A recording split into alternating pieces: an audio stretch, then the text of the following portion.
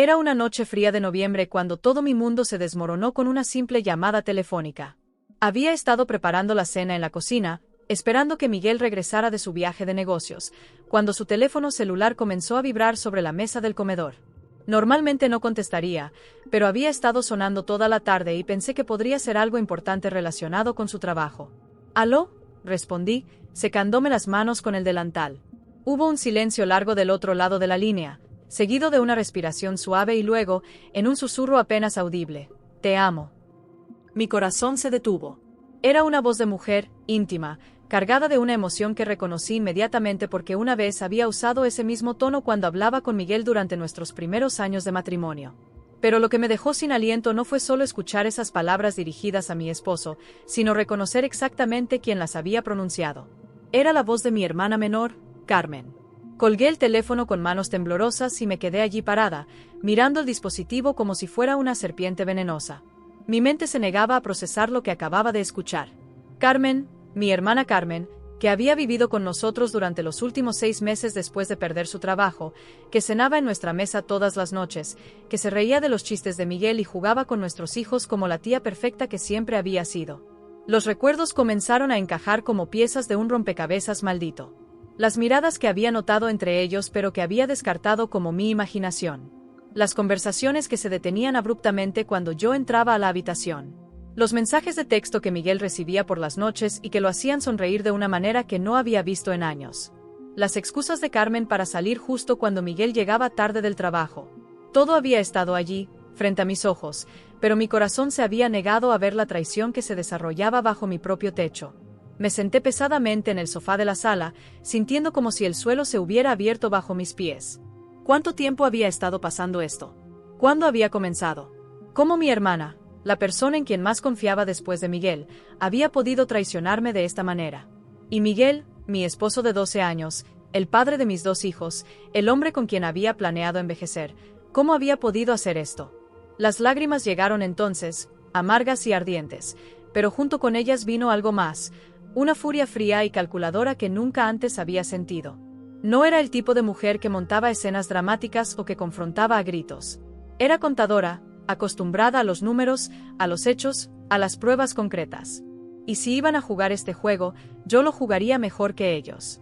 Durante los siguientes días, mantuve una fachada perfecta. Sonreí cuando Miguel regresó de su viaje, lo besé como siempre, pregunté por su trabajo y escuché sus mentiras con una expresión serena.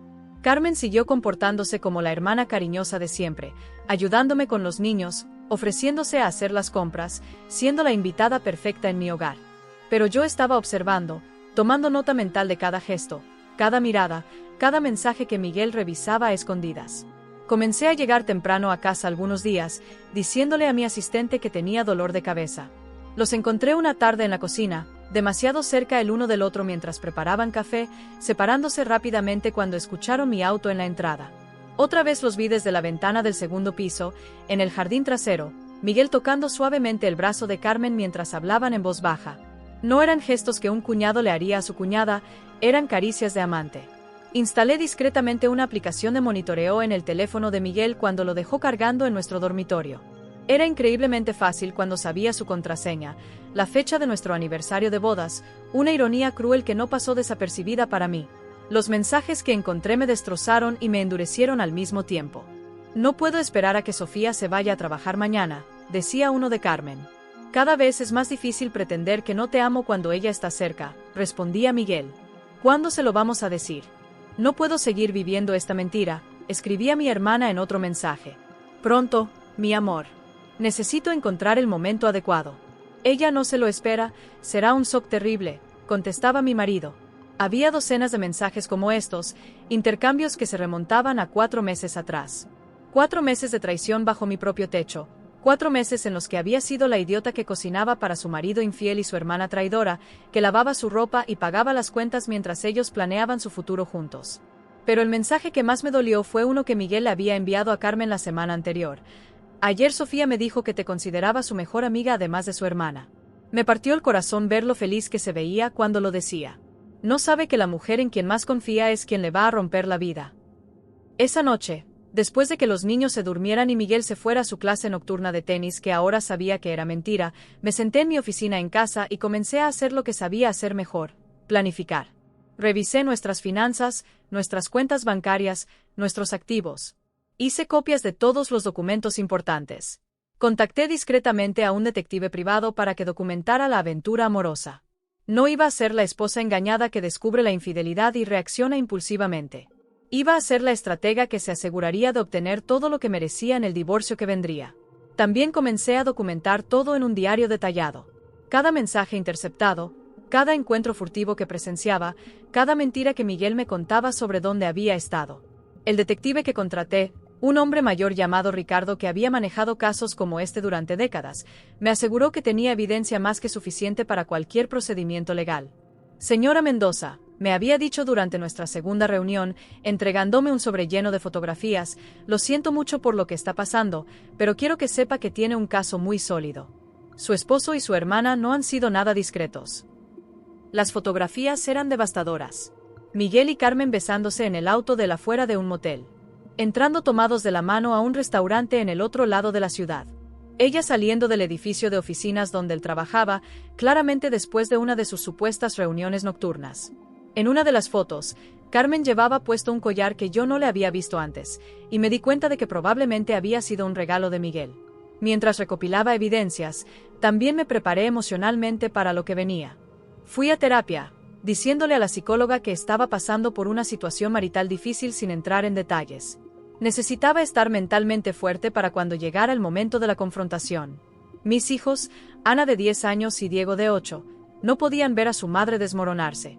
Merecían estabilidad durante lo que se convertiría en el periodo más turbulento de sus vidas. La ironía era que Miguel parecía más cariñoso conmigo durante estas semanas. Tal vez la culpa lo estaba haciendo esforzarse más en casa, o quizás Carmen le había dicho que fuera más atento para no despertar sospechas. Me traía flores sin razón aparente, me decía que me amaba más frecuentemente, incluso sugirió que planeáramos unas vacaciones familiares para el verano siguiente. Cada gesto tierno era como un puñal en mi corazón, pero mantuve mi compostura. Carmen, por su parte, parecía cada vez más nerviosa. La notaba observándome a veces, como si estuviera tratando de determinar si yo sabía algo. Comenzó a evitar estar sola conmigo, siempre encontraba excusas para salir cuando Miguel no estaba en casa. Una noche, mientras veíamos televisión juntas, me preguntó de repente si yo pensaba que Miguel y yo éramos felices. ¿Por qué me preguntas eso?, le respondí, manteniendo mi voz neutra. No sé, a veces siento que ustedes están distantes. Solo me preocupo por ti, hermana. Eres lo más importante en mi vida. La hipocresía de sus palabras me enfermó, pero sonreí y le dije que Miguel y yo pasábamos por los altibajos normales de cualquier matrimonio largo. Ella asintió, pero vi el alivio en sus ojos, pensando que había logrado desviar cualquier sospecha.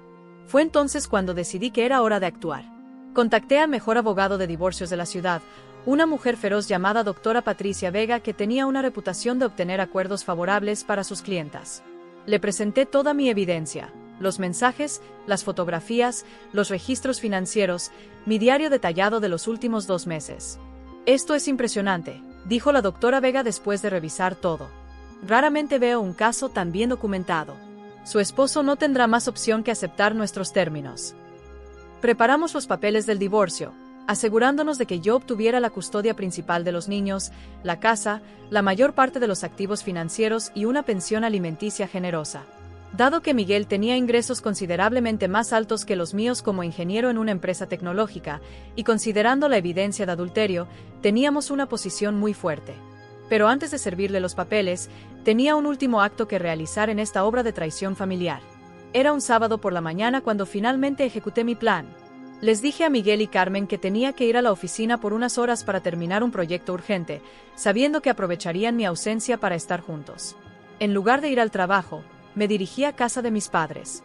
Mamá, papá, necesito hablar con ustedes sobre algo muy importante, les dije cuando me recibieron en la puerta, sorprendidos de verme tan temprano un fin de semana. Durante la siguiente hora, les conté todo. Les mostré las fotografías, les leí algunos de los mensajes más damning, les expliqué cómo había descubierto la aventura amorosa y cómo había estado recopilando evidencia durante semanas. Vi cómo el shock inicial en sus rostros se transformaba en dolor, luego en ira hacia Carmen, y finalmente en un apoyo incondicional hacia mí. No puedo creer que Carmen haya hecho esto, susurró mi madre, con lágrimas en los ojos. ¿Cómo pudo traicionar a su propia hermana de esta manera? Mi padre, un hombre normalmente tranquilo, estaba temblando de rabia. Y Miguel, ese bastardo, comiendo en nuestra mesa todos estos años, tratándonos como familia, y nos hace esto. Les expliqué mi plan para el resto del día y ellos estuvieron completamente de acuerdo. Era hora de que Carmen enfrentara las consecuencias de sus acciones, y no lo haría en la privacidad de mi hogar donde podría manipular la situación. Regresé a casa alrededor del mediodía y encontré exactamente lo que esperaba. Miguel y Carmen estaban en la sala, sentados muy cerca en el sofá, su lenguaje corporal claramente íntimo. Se separaron rápidamente cuando me oyeron entrar, pero no lo suficientemente rápido. ¿Cómo te fue en el trabajo, cariño?, preguntó Miguel con una sonrisa que ahora me parecía absolutamente falsa. Muy productivo, respondí. De hecho, Carmen, ¿podrías venir conmigo un momento? Papá y mamá quieren verte en la casa familiar. Dijeron que era importante.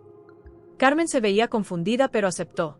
Durante el viaje en auto, hizo conversación casual, preguntándome sobre los niños, comentando sobre el clima, actuando como la hermana preocupada que supuestamente era.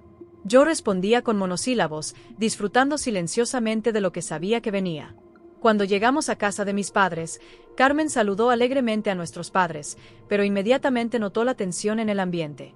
Papá tenía una expresión que yo no había visto desde que éramos niñas y habíamos hecho algo realmente malo. Carmen, dijo mi madre con una voz que helaba la sangre, siéntate. Tenemos que hablar. Fue entonces cuando saqué las fotografías y las puse sobre la mesa de café frente a mi hermana. Vi cómo su rostro pasaba de la confusión al reconocimiento, luego al horror absoluto. Sus manos temblaron cuando tomó una de las imágenes que la mostraba besando a Miguel. ¿De dónde sacaste esto?, murmuró, su voz apenas audible.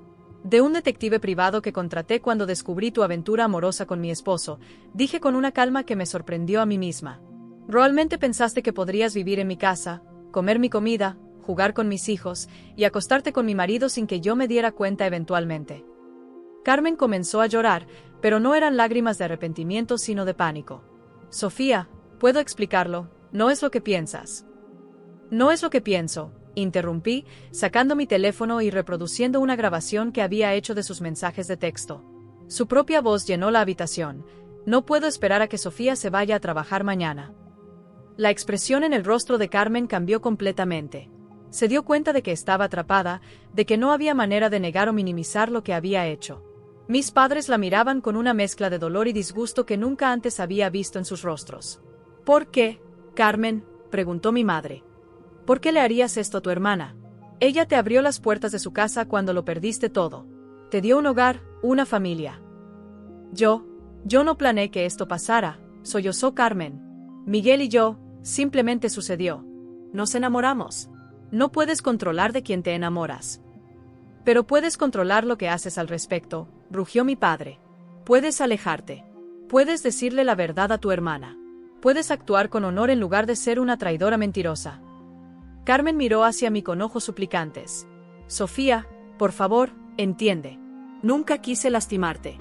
Miguel y yo, tenemos algo especial. Él no es feliz contigo. Hace tiempo que no son felices juntos. ¿Yo solo qué?, la interrumpí, sintiendo como la ira finalmente comenzaba a romper mi compostura controlada. ¿Decidiste hacer algo al respecto acostándote con él a mis espaldas durante meses? Planeando su futuro juntos mientras yo pagaba tus cuentas y cuidaba de ti como la hermana idiota que pensé que eras. No eres idiota, gritó Carmen. Eres inteligente, exitosa, tienes todo lo que yo siempre quise. Miguel me ve de una manera que nadie más lo ha hecho jamás. Me ama de verdad.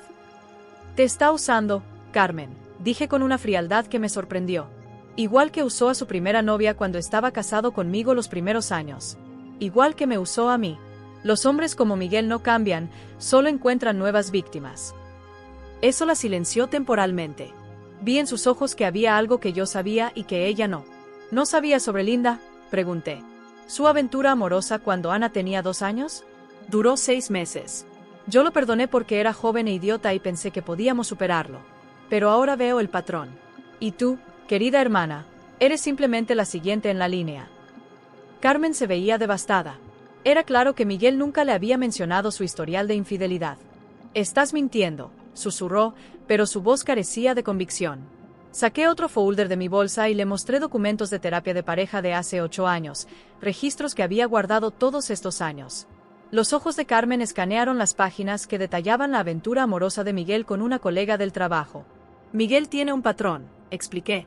Encuentra mujeres vulnerables, las seduce con promesas de amor verdadero y una vida mejor, las usa para satisfacer su ego, y luego encuentra excusas para seguir adelante. Linda duró 6 meses. ¿Cuánto tiempo crees que durarás tú? La realidad de la situación finalmente pareció impactar a Carmen completamente. Se dobló sobre sí misma, sollozando de una manera que habría sido desgarradora si no hubiera sido la arquitecta de su propia miseria. ¿Qué va a pasar ahora?, preguntó mi madre. Ahora Carmen va a empacar sus cosas y salir de mi casa hoy, dije firmemente. Y mañana por la mañana, Miguel va a recibir los papeles del divorcio. Sofía, por favor, rogó Carmen. Soy tu hermana. Cometí un error terrible, pero sigo siendo tu hermana. No, dije, levantándome para irme. Mi hermana nunca me habría hecho esto.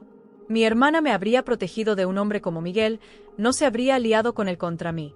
No sé quién eres tú, pero no eres mi hermana. Esas fueron las últimas palabras que le dirigí a Carmen ese día. Mis padres la llevaron de vuelta a mi casa para recoger sus pertenencias mientras yo regresaba para hablar con Miguel. Era hora de que él también enfrentara la música. Cuando llegué a casa, Miguel estaba jugando en el jardín trasero con Ana y Diego. La imagen de él siendo el padre perfecto después de todo lo que había hecho me llenó de una rabia tan intensa que tuve que tomarme un momento para componerme antes de acercarme. Miguel, ¿podemos hablar en privado?, le dije con una voz que hizo que inmediatamente supiera que algo andaba mal. Claro, ¿qué pasa?, respondió, pero vi el nerviosismo en sus ojos. Una vez que estuvimos en nuestro dormitorio con la puerta cerrada, saqué las mismas fotografías que le había mostrado a Carmen y las puse sobre nuestra cama. Miguel se quedó paralizado. Su rostro se puso completamente pálido y vi cómo su mandíbula se abría y cerraba sin que saliera ningún sonido. ¿Cuánto tiempo, Miguel?, pregunté simplemente. Él se sentó pesadamente en el borde de la cama, con la cabeza entre las manos. Sofía, yo no sé cómo explicar esto. No necesitas explicar nada, dije. Solo necesitas responder la pregunta. ¿Cuánto tiempo has estado acostándote con mi hermana? 4 meses, murmuró sin levantar la vista. Comenzó hace 4 meses. ¿Y cuándo pensabas decírmelo?, pregunté, manteniendo mi voz controlada a pesar de la tormenta que sentía por dentro. Estábamos tratando de encontrar la manera correcta. No queríamos lastimarte más de lo necesario. La hipocresía de esa declaración casi me hizo reír. ¿No querían lastimarme? Miguel, han estado teniendo una aventura amorosa bajo mi propio techo durante 4 meses. Me han mentido todos los días. Han planeado su futuro juntos mientras yo pagaba las cuentas y cuidaba de todos ustedes como la idiota que pensaron que era. Finalmente levantó la vista, y vi lágrimas en sus ojos. Sofía, nunca quise que esto pasara. Carmen y yo simplemente conectamos de una manera que no esperaba. No fue algo planeado. Oh, pero sí fue planeado, dije, sacando las copias de sus mensajes de texto. Cada encuentro secreto, cada mentira que me contaste sobre dónde estabas, cada vez que me dijiste que me amabas mientras planeabas dejarme. Todo fue muy planeado. Miguel leyó algunos de los mensajes y su rostro se descompuso aún más. ¿Cómo conseguiste estos? Soy contadora, Miguel. Soy buena encontrando cosas que las personas tratan de esconder. Y durante las últimas 6 semanas, me he convertido en una experta en encontrar evidencia de tu traición. ¿6 semanas?, preguntó, confundido. Desde que contesté tu teléfono y Carmen me dijo, te amo, pensando que eras tú. Vi cómo la realización lo golpeaba. Recordó esa noche, probablemente recordó cómo yo había estado más silenciosa de lo usual durante los días siguientes. Has sabido todo este tiempo y no dijiste nada. Necesitaba estar segura. Necesitaba evidencia. Y necesitaba un plan. ¿Un plan? Saqué los papeles del divorcio de mi bolsa y los puse junto a las fotografías sobre la cama. Tu copia llegará mañana por la mañana con un servidor judicial, pero pensé que podrías querer verla esta noche. Miguel tomó los documentos con manos temblorosas y comenzó a leer. Con cada página, su expresión se volvía más sombría. Sofía, esto es muy severo. Estás pidiendo casi todo. Estoy pidiendo lo que merezco después de 12 años de matrimonio y después de tu adulterio documentado. Mi abogada dice que tengo un caso muy sólido. ¿Tu abogada? Patricia Vega. Tal vez hayas oído de ella. Tiene una reputación de ser despiadada en casos de divorcio por infidelidad. Miguel se veía derrotado. Sabía tan bien como yo que no tenía ninguna posición de fuerza desde la cual negociar. ¿Qué hay de los niños?, preguntó finalmente. ¿Qué hay de ellos? Tendrás visitas supervisadas los fines de semana y algunas tardes entre semana. Estándar para padres no custodiales. ¿Supervisadas? Sofía, soy su padre.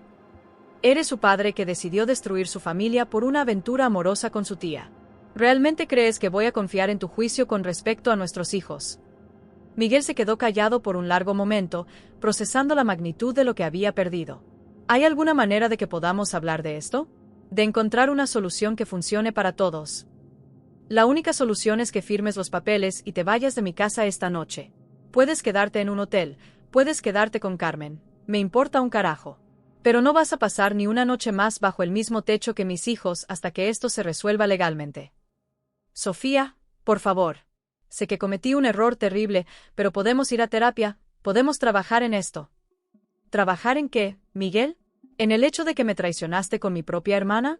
¿En el hecho de que han estado planeando su vida juntos mientras me mentían todos los días? ¿En el hecho de que esta no es la primera vez que me engañas? Eso lo silenció completamente. Había olvidado que yo sabía sobre Linda. ¿Se lo dijiste a Carmen sobre Linda?, preguntó después de un momento. Por supuesto que se lo dije.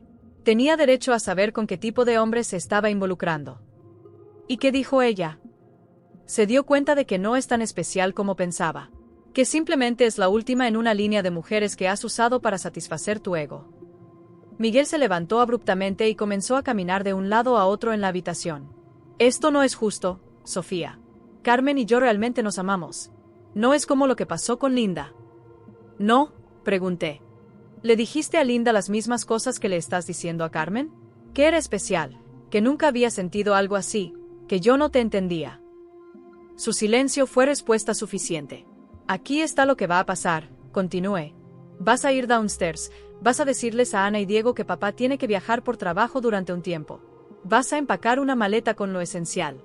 Mañana puedes regresar por más cosas cuando los niños estén en la escuela. Y vas a salir de esta casa sin armar una escena porque nuestros hijos no merecen ver a su padre siendo arrastrado por la policía. ¿Llamarías a la policía? Si no cooperas, absolutamente. Tengo una orden de restricción temporal lista para ser procesada si es necesario. Miguel me miró como si fuera una extraña, y supongo que en cierto sentido lo era. La Sofía que él conocía, la que había sido condescendiente y manipulada durante años, ya no existía. ¿Cuándo te volviste tan fría?, preguntó. Cuando mi esposo y mi hermana decidieron traicionarme de la manera más cruel posible, respondí.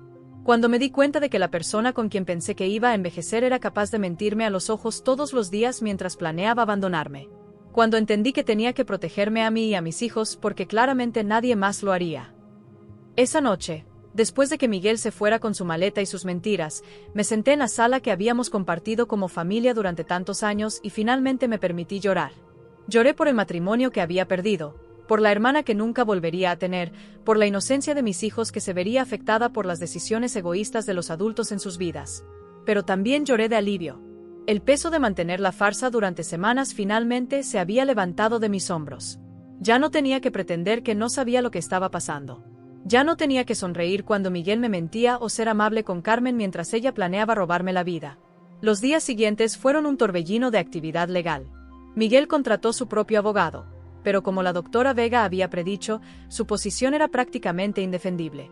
Las evidencias que habíamos recopilado eran abrumadoras, y el hecho de que la aventura amorosa hubiera sido con un miembro de mi familia inmediata hacía que el caso fuera aún más fuerte. Ana y Diego tomaron las noticias mejor de lo que esperaba.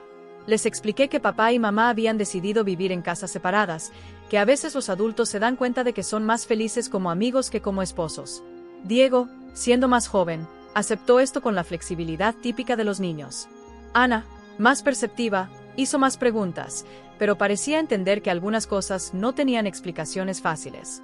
Lo más difícil fue explicarles por qué la tía Carmen ya no vendría a visitarlos. Les dije que había encontrado un trabajo en otra ciudad, que estaría ocupada estableciéndose en su nueva vida. Era una verdad a medias, ya que Carmen efectivamente había dejado la ciudad después de nuestro enfrentamiento, pero no por un trabajo. Mis padres fueron increíbles durante todo el proceso. Papá se convirtió en una presencia constante en la vida de los niños, llevándolos al parque los fines de semana, ayudándoles con sus tareas. Mamá me ayudó con los quehaceres domésticos y me dio el apoyo emocional que necesitaba durante los momentos más difíciles. El divorcio se finalizó sorprendentemente rápido. Miguel, enfrentado con evidencia irrefutable y la perspectiva de un juicio público humillante, aceptó nuestros términos con modificaciones mínimas. Obtuve la casa, la custodia principal de los niños, una pensión alimenticia generosa y la mayoría de nuestros activos financieros. También se acordó que él pagaría los costos de terapia para los niños si fuera necesaria. Pero la verdadera victoria no fueron los acuerdos financieros o legales. Fue recuperar mi autoestima, mi sentido de autoestima, mi confianza en mi propia intuición. Durante meses después del divorcio, reflexioné sobre todas las señales que había ignorado durante los años, todas las veces que había descartado mis instintos porque confiaba más en las palabras de Miguel que en mi propia percepción de la realidad. La primera Navidad después del divorcio fue especialmente difícil. Ana y Diego pasarían la víspera conmigo y el día de Navidad con Miguel. Era extraño preparar la cena navideña para solo 3 personas cuando durante años había cocinado para 5. Mis padres vinieron temprano para ayudar y llenar el vacío que quedaba en nuestra mesa familiar. ¿Crees que papá y la tía Carmen van a estar juntos en Navidad?, preguntó Ana mientras decorábamos el árbol. La pregunta me golpeó como un puñetazo en el estómago. En los meses desde el divorcio, Miguel había mantenido un perfil bajo sobre su relación con Carmen. Según mis fuentes, ella había regresado a la ciudad después de unos meses en casa de una prima, y aparentemente habían retomado su relación. Pero él había tenido la decencia de no mencionarla frente a los niños durante sus visitas. No lo sé, mi amor, respondí honestamente. ¿Te gustaría que fuera así? Ana lo pensó por un momento. No creo. Todavía me parece raro que la tía Carmen se fuera tan de repente. Y cuando papá habla de ella, se pone nervioso. Mi hija de 11 años era más perceptiva de lo que le daba crédito. Los niños siempre sabían más de lo que los adultos pensábamos. Esa Nochebuena, después de que los niños se fueran a la cama, me senté en el sofá con una copa de vino y pensé en todo lo que había cambiado en el último año. Mi vida se había vuelto más simple en muchos sentidos, pero también más rica. Ya no tenía que caminar sobre cáscaras de huevo, preguntándome si Miguel estaba siendo honesto conmigo. Ya no tenía que fingir que no notaba las inconsistencias en sus historias o las llamadas telefónicas que cortaba cuando yo entraba a la habitación. Pero lo que más me sorprendió fue descubrir partes de mí misma que habían estado dormidas durante años. Comencé a tomar clases de pintura los sábados por la mañana mientras los niños visitaban a Miguel. Retomé mi amistad con colegas del trabajo con quienes había perdido contacto durante los años más intensos de crianza. Incluso comencé a salir ocasionalmente con amigas, algo que no había hecho en años porque Miguel siempre encontraba formas sutiles de hacer que me sintiera culpable por pasar tiempo lejos de la familia. Fue durante una de estas salidas nocturnas, aproximadamente 8 meses después del divorcio, que me encontré cara a cara con Carmen por primera vez desde nuestro enfrentamiento en casa de mis padres. Estaba en un restaurante del centro con mi amiga Laura, disfrutando de una cena tranquila, cuando la vi entrar con Miguel. Se veían diferentes. Carmen había perdido peso y se veía mayor, más cansada. Miguel tenía una tensión en su postura que no recordaba haber visto antes. No parecían la pareja apasionadamente enamorada que habían descrito en sus mensajes de texto meses atrás. Laura siguió mi mirada y inmediatamente entendió. «Son ellos». Asentí, sintiendo como mi corazón comenzaba a acelerar no por dolor sino por una curiosa mezcla de ansiedad y satisfacción. Me pregunté si me verían, si se acercarían, si tendría que enfrentar una conversación incómoda. Como si hubiera sentido mi mirada, Carmen levantó la vista y nuestros ojos se encontraron a través del restaurante. Vi cómo su rostro se ponía pálido, como le susurró algo a Miguel, quien inmediatamente giró para mirarme. Durante un momento que pareció eterno, los 4 nos quedamos mirando, 2 mesas separadas por más que distancia física. Fue Miguel quien finalmente rompió el contacto visual, diciéndole algo al mesero y levantándose rápidamente. Carmen lo siguió, y los vi salir del restaurante sin siquiera haber ordenado. Su huida apresurada me dijo más sobre el estado de su relación que cualquier reporte de detective privado podría haberlo hecho. «Guau», dijo Laura. «Eso fue intenso. ¿Cómo te sientes?» Me sorprendí al darme cuenta de que me sentía nada. No dolor, no ira, no celos. Solo una ligera lástima por 2 personas que habían destruido tanto por algo que claramente no había resultado ser lo que esperaban. «Me siento bien», dije, y era verdad. «Me siento libre». Esa noche, cuando llegué a casa, encontré un mensaje de voz de Carmen en mi teléfono. Su voz sonaba pequeña, derrotada. Sofía, soy Carmen. Sé que probablemente no quieres escuchar de mí, pero necesitaba decirte, necesitaba disculparme. No por teléfono, no así, pero no sabía cómo más contactarte. Si alguna vez estás dispuesta a hablar, a escucharme, por favor llámame. Sé que no tengo derecho a pedirte nada, pero tu perdón significaría todo para mí. Borré el mensaje sin responder. No estaba lista para esa conversación, y honestamente no estaba segura de si alguna vez lo estaría. Algunas traiciones eran demasiado profundas para el perdón simple, especialmente cuando venían de alguien que se suponía que te amara incondicionalmente. La primavera siguiente trajo cambios inesperados. Miguel comenzó a faltar a algunas de sus visitas programadas con los niños, siempre con excusas relacionadas con el trabajo o la salud. Ana y Diego parecían cada vez menos interesados en sus fines de semana con él, prefiriendo quedarse en casa con sus amigos o con los abuelos. Fue Diego quien finalmente me contó lo que estaba pasando. Mamá, me dijo una tarde después de la escuela, papá y la tía Carmen pelean mucho cuando estamos con él. Mi corazón se hundió. Había esperado que mantuvieran sus problemas adultos lejos de mis hijos. ¿De qué pelean, mi amor? No sé exactamente, pero la tía Carmen llora mucho. Y papá se va a veces y nos deja solos con ella, lo cual es raro porque ella actúa como si no supiera qué hacer con nosotros. Esa noche llamé a Miguel. Habíamos mantenido nuestras conversaciones estrictamente relacionadas con los niños desde el divorcio, pero esto requería una conversación directa.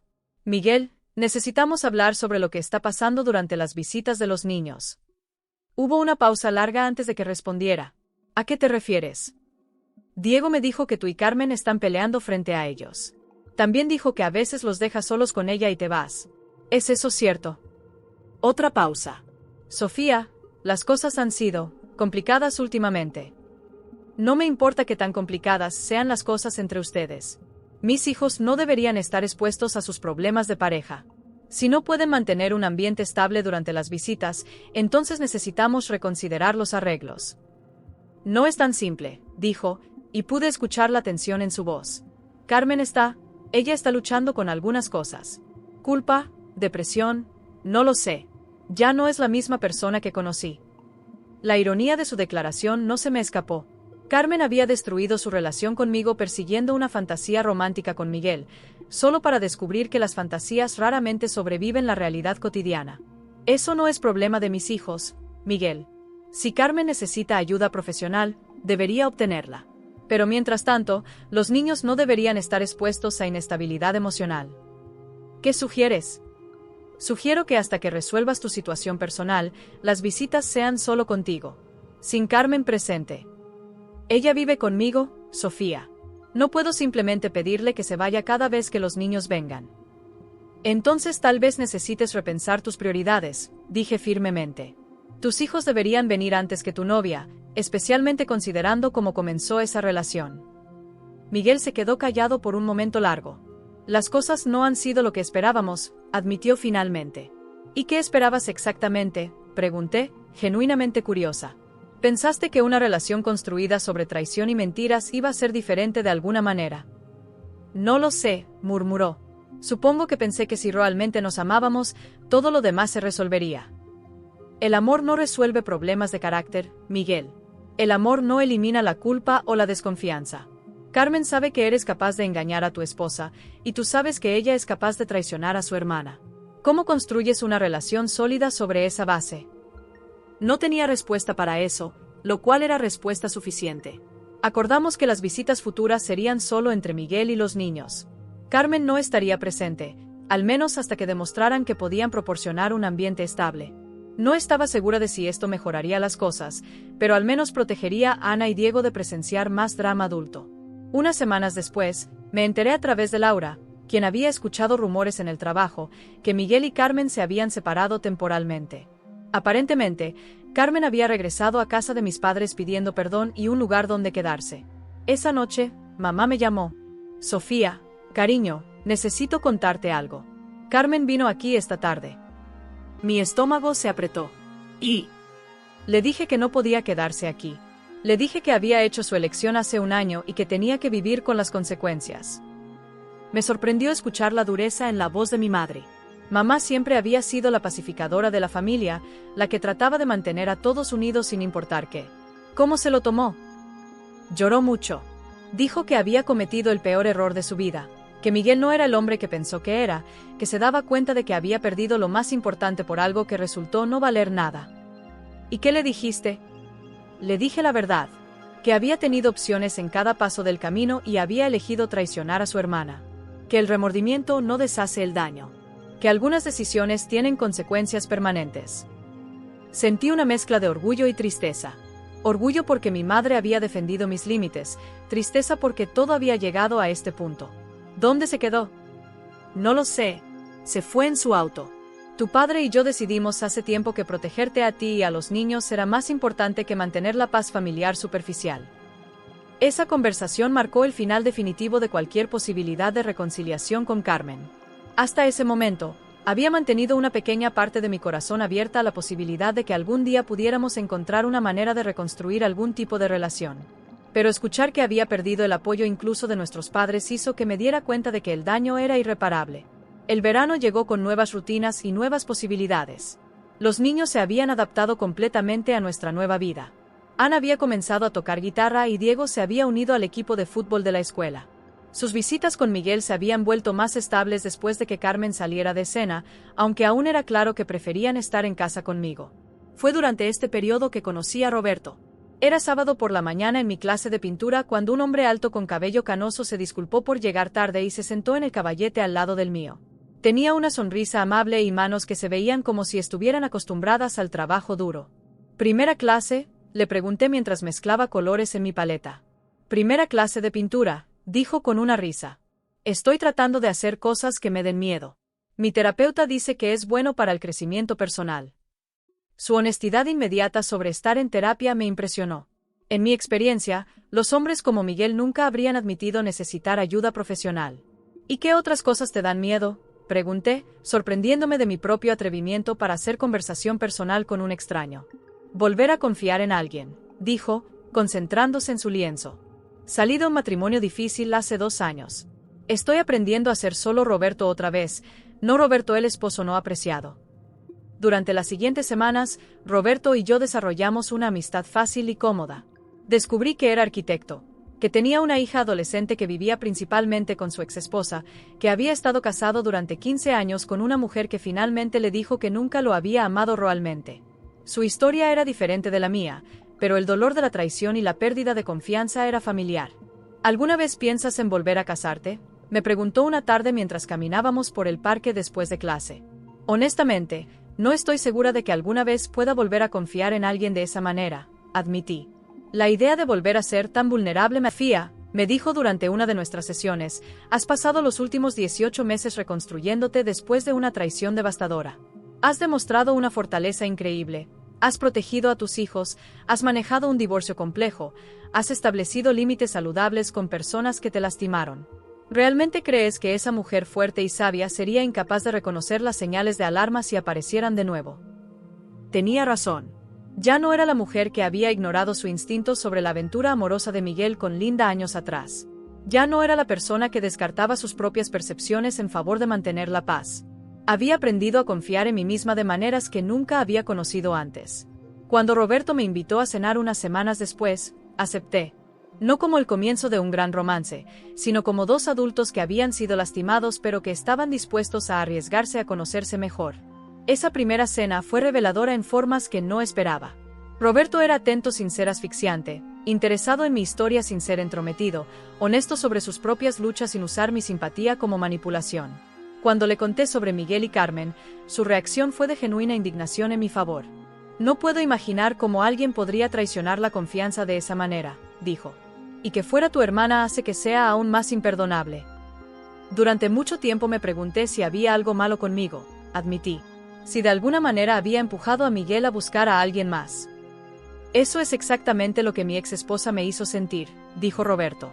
Me convenció de que sus años de frialdad y desinterés eran culpa mía de alguna manera. Tomó mucha terapia darme cuenta de que las personas son responsables de sus propias elecciones. Miguel eligió engañarte. Carmen eligió traicionarte. Sus elecciones no dicen nada sobre ti y todo sobre sus propios defectos de carácter. Era exactamente lo que necesitaba escuchar, no solo de un terapeuta sino de alguien que había vivido una experiencia similar. Durante los meses siguientes, Roberto y yo desarrollamos lentamente algo que podría convertirse en amor. Era diferente de lo que había tenido con Miguel, más tranquilo pero también más profundo. Roberto nunca me presionaba por más tiempo o más compromiso de lo que yo estaba lista para dar. Respetaba mis límites sobre cuándo podía conocer a los niños más formalmente, sobre qué tan rápido quería que progresara nuestra relación física, sobre mi necesidad de mantener cierta independencia emocional hasta estar segura de que esto era real. Los niños lo conocieron oficialmente en mi cumpleaños, casi un año después de nuestro primer encuentro en clase de pintura. Roberto había sugerido que cocináramos juntos para la ocasión, algo que nunca había hecho con Miguel, quien prefería que yo manejara todas las responsabilidades domésticas. Roberto cocina mejor que papá, anunció Diego después de probar la pasta que habían preparado juntos. Roberto cocina mejor que mamá también, añadió Ana con una sonrisa traviesa que me hizo reír. Esa noche, después de que los niños se fueran a la cama, Roberto y yo nos sentamos en el porche trasero bebiendo vino y hablando sobre el futuro. ¿Alguna vez has pensado en volver a casarte?, me preguntó, repitiendo la pregunta que me había hecho meses atrás en el parque. Con la persona correcta, creo que sí, dije, sorprendiéndome de mi propia respuesta. ¿Y tú? Definitivamente, con la persona correcta, dijo, tomando mi mano. Alguien que entienda que el matrimonio requiere trabajo todos los días. Alguien que crea en la honestidad incluso cuando es difícil. Alguien que sepa que el amor real no es solo sentimiento sino elección. Era una definición de amor mucho más madura de la que había tenido cuando me casé con Miguel a los 23 años. Entonces pensaba que el amor era pasión y promesas románticas. Ahora entendía que el amor real era consistencia, respeto mutuo, y la decisión diaria de elegir a la otra persona incluso cuando las cosas se ponían difíciles. 2 años después de mi divorcio de Miguel, Roberto me pidió que me casara con él. No fue una propuesta grandiosa con anillo de diamante en un restaurante elegante. Fue una conversación honesta en mi cocina una mañana de domingo mientras preparábamos desayuno para los niños. He estado pensando, dijo mientras revolvía los huevos scrambled. Creo que estoy listo para hacer esto oficial si tú también lo estás. ¿Hacer qué oficial?, pregunté, aunque sabía exactamente a qué se refería. Nosotros. Esta familia que hemos estado construyendo. Quiero que Ana y Diego sepan que no voy a ir a ninguna parte. Quiero que tú sepas que estoy completamente comprometido con esta vida que hemos creado juntos. No hubo drama, no hubo lágrimas, no hubo declaraciones apasionadas de amor eterno. Fue una conversación práctica entre dos adultos que habían aprendido que las acciones importan más que las palabras, que la consistencia importa más que la pasión, que el respeto mutuo era la base de cualquier relación duradera. Sí, dije simplemente. Creo que estoy lista también. Planeamos una ceremonia pequeña para el otoño siguiente. Solo familia inmediata y amigos cercanos. Los niños serían nuestros testigos de honor. Mis padres estaban extasiados, no solo porque Roberto era un buen hombre, sino porque podían ver que yo era genuinamente feliz de maneras que no había sido durante años con Miguel. A medida que se acercaba la fecha de la boda, tuve que enfrentar algunas decisiones difíciles sobre las invitaciones. ¿Invitaba a Miguel, considerando que era el padre de mis hijos? ¿Qué hay de Carmen, quien técnicamente seguía siendo mi hermana a pesar de todo lo que había pasado? Decidí invitar a Miguel con la condición de que viniera solo. Los niños querían que su padre estuviera allí, y aunque nuestra relación sería siempre complicada, habíamos logrado desarrollar una copaternidad funcional durante los últimos 2 años. Había comenzado a pagar puntualmente la pensión alimenticia, raramente faltaba a sus visitas programadas, y había mantenido sus problemas personales alejados de los niños. En cuanto a Carmen, decidí no invitarla. Había escuchado a través del chisme familiar que había comenzado terapia, que había conseguido un trabajo estable, que estaba tratando de reconstruir su vida. Parte de mí se alegraba de que estuviera mejor, pero no estaba lista para tenerla en uno de los días más importantes de mi nueva vida. La noche antes de la boda, Roberto y yo estuvimos despiertos hasta tarde hablando sobre nuestros temores y esperanzas para el futuro. ¿Alguna vez te preocupa que podamos terminar como nuestros primeros matrimonios?, le pregunté. Todo el tiempo, admitió. Pero luego recuerdo que ambos sabemos cómo se ve un matrimonio malo. Sabemos qué señales de alarma buscar, tanto en nosotros mismos como en el otro.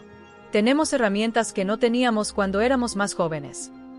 Y si algo sale mal, sabemos que ambos somos lo suficientemente fuertes para sobrevivir solos, añadí. Exactamente. Nos estamos eligiendo el uno al otro porque queremos estar juntos, no porque necesitamos estarlo. La mañana de la boda amaneció clara y fresca. Ana y Diego me ayudaron a prepararme, Ana peinándome mientras Diego seleccionaba mis zapatos. Era perfecto en su simplicidad.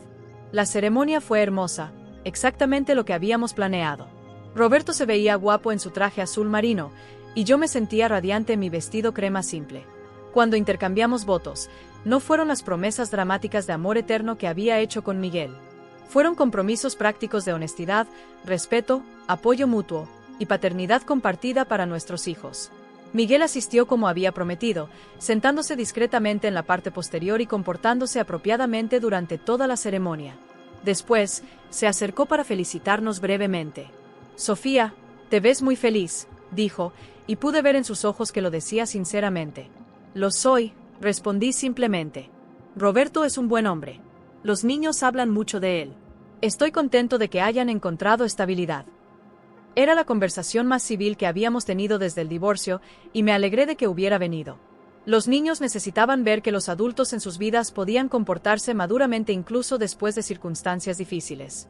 Esa noche, después de que todos los invitados se fueran y los niños se durmieran, Roberto y yo nos sentamos en nuestro porche trasero, ahora oficialmente nuestro porche trasero, bebiendo champaña y reflexionando sobre el día. «¿Alguna vez pensaste que terminarías aquí?», me preguntó. «Casándote de nuevo después de todo lo que pasaste». «Nunca», admití. Durante mucho tiempo pensé que Miguel había roto algo en mí permanentemente. Que nunca podría volver a confiar en alguien completamente. ¿Y ahora? Ahora me doy cuenta de que Miguel no rompió mi capacidad de amar o confiar. Solo me enseñó a ser más cuidadosa sobre a quien le doy mi corazón. Y eso no es necesariamente algo malo. Habían pasado 3 años desde aquella noche cuando contesté el teléfono de Miguel y escuché a Carmen susurrar «Te amo». 3 años desde que mi mundo se desmoronó y tuve que reconstruir mi vida desde cero. Mirando atrás, podía ver que esa traición horrible había sido, paradójicamente, el catalizador para convertirme en la persona que estaba destinada a ser. La mujer que había estado casada con Miguel había sido complaciente, había ignorado señales de alarma, había puesto las necesidades de todos antes que las suyas. La mujer que se casó con Roberto era fuerte, sabía su valor, tenía límites claros, y había aprendido que el amor propio no era egoísta sino esencial. Miguel y Carmen habían pensado que me estaban quitando algo cuando destruyeron mi matrimonio. En realidad, me habían dado el regalo más valioso posible. La oportunidad de descubrir quién era realmente cuando no estaba tratando de ser quien otros necesitaban que fuera. Su traición había sido el final de mi historia antigua, pero había sido el comienzo de una mucho mejor. Y por eso, en una forma extraña y retorcida, casi les estaba agradecida.